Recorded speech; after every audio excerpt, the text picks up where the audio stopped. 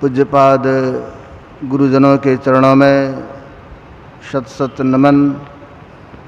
आदरणीय धर्म प्रेमी सज्जनों, आदरणीय माताओं एवं भक्तिमती बहनों, अभी हम लोग श्रवण कर रहे थे मन को जीतने वाला जो होता है वही सुखी होता है। संसार के ऊंचे से ऊंचे पद को प्राप्त करने के बाद भी जिनका मन वश में नहीं होता है उनका जीवन दुखमय बना रहता है। इस मन को जीतना चाहिए। मन के कारण ही लोग बंधन में पड़ता है। इस मन को संतों ने कहा ये मन बड़ा चंचल है, इस मन को वश में करना बड़ा कठिन कार्य है, लेकिन असंभव नहीं है। इसको हम वश में कर सकते हैं, लेकिन वश में करने के लिए अभ्यास की जरूरत है और साथ ही साथ संसार से वैराग्य हो। संसार में मन न फंसे, संसार से लगाव कम हो, तब यह मन वश में हो सकता है। इस संसार को जब असत्य जानेंगे, संसार के सुख को असत्य जानेंगे, तब मन उसमें नहीं फंसेगा। जिस प्रकार भगवान बुद्ध ने संसार के अनित्यता को देखा, उन्होंने देखा जो व्यक्ति बूढ़े होते हैं, व्यक्ति बीमार होते हैं और अंत में मर जाते हैं।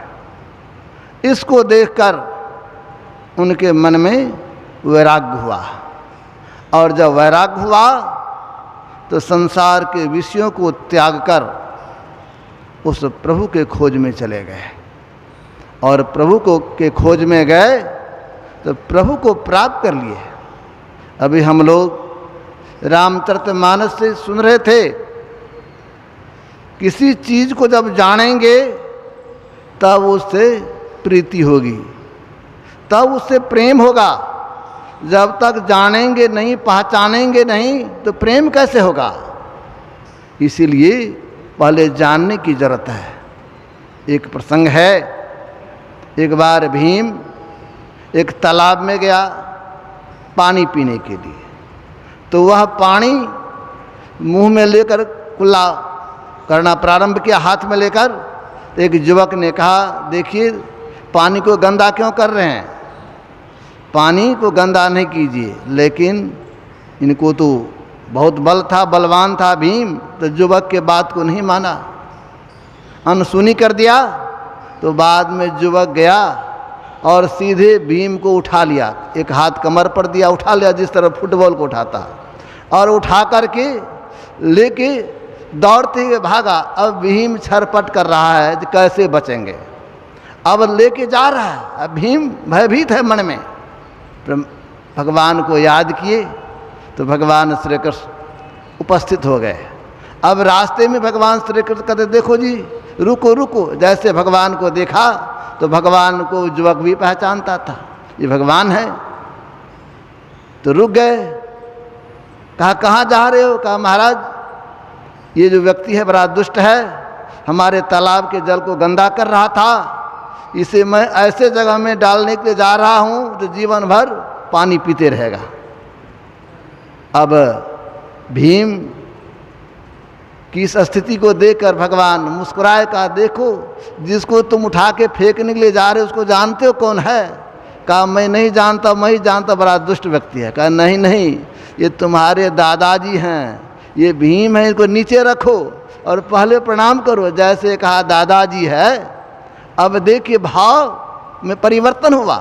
तुरंत पाँव छू करके प्रणाम किया और कहा दादाजी क्षमा कर दीजिए, हमसे भूल हो गई। अब जिस भीम को भय लगा हुआ था, अब परिचय हो गया, दोनों में प्रेम बढ़ गया। अब भीम के मन में हो रहा है भाई आखिर तो मेरा ही तो पोता है। कहा देखो जी, मुझे बड़ी खुशी है जो दादा से भी पोता अधिक बढ़ गया। तो मेरे कहने का भाव, जिस किसी से परिचय होता है तब उससे प्रेम होता है। जब प्रेम होगा तब हम भक्ति कर पाएंगे, जब तक प्रेम नहीं होगा तो भक्ति कैसे करेंगे। इसीलिए भक्ति करने के लिए प्रेम की आवश्यकता है।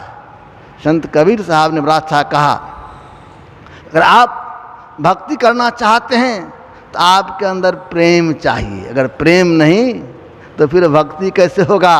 इसीलिए हम लोग रोज विनती करते हैं आराध्य देव से, जो प्रेम भक्ति गुरु दीजिए, विनवा कर जोरी पल पल छोहन छोड़िए, सुनिए गुरु मोरी। गुरुदेव से प्रार्थना करते हैं, गुरुदेव मुझे प्रेम दीजिए और भक्ति दीजिए।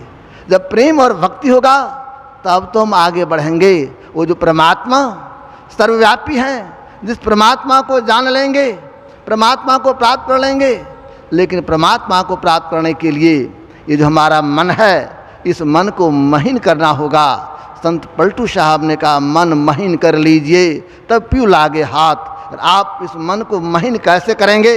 अभी हमारे स्वामी जी सुना रहे थे, अगर आप मन को महीन करना चाहते हैं, ये मन जो विश्व में फैला हुआ है, उधर से समेटने की जरूरत है, उधर से सिमटने की आवश्यकता है। और कैसे सिमटेंगे, यही युक्ति संत सद्गुरु बतलाते हैं, जो मन को कैसे समेटा जाए।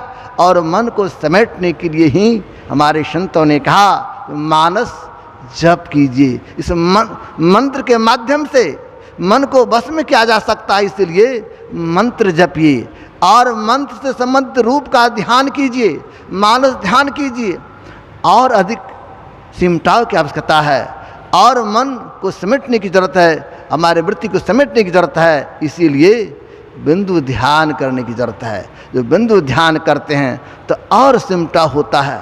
और बिंदु ध्यान से ये काम नहीं चलेगा, और सिमटने के लिए और महीन करने के लिए नादानुसंधान करने की जरूरत है। जब नादानुसंधान करेंगे तब हमारी वृत्ति संसार से उठ करके प्रभु के चरणों में लग जाएगा। इसीलिए नादानुसंधान करने की जरूरत है। इसीलिए हमारे यहाँ हमारे आराध्य ने उद्घोष किया, बिंदु ध्यान विधि नाद ध्यान विधि, सरल सरल जग में प्रचारी, सब संतरण की बड़ी बलिहारी। जितने भी संत हैं बिंदु और नाद ध्यान का प्रचार किया है। इसीलिए हम लोगों को भी मानस जप, मानस ध्यान, दृष्टि योग और नादानुसंधान करने की जरूरत है। और इसको जानने के लिए संत सद्गुरु की आवश्यकता है। संत सद्गुरु के चरण चरण में जाएंगे, उनकी कृपा होगी, वे युक्ति बताएंगे। और जब युक्ति बताएंगे, करेंगे, अंतर में चलेंगे तो प्रभु को प्राप्त कर लेंगे और हमारा जीवन सुखमय हो जाएगा। इन्हीं के साथ मैं अपने वाणी को विराम दे रहा हूँ। श्री सद्गुरु महाराज की जय।